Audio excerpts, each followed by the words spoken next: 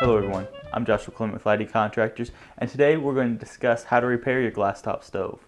For this we're going to be using a battery powered drill with a Phillips head bit.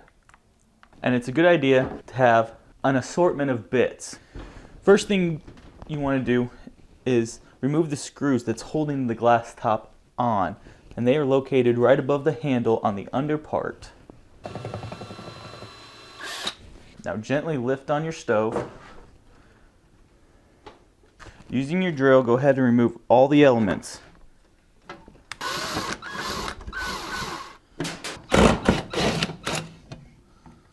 After your elements are removed, gently pick up and pull,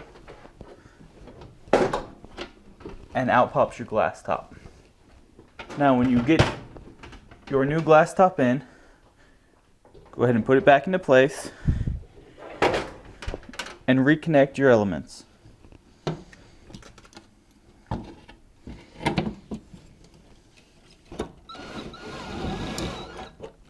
Make sure you don't over tighten these screws because they could strip out or break the glass on top. Making sure all parts are back together.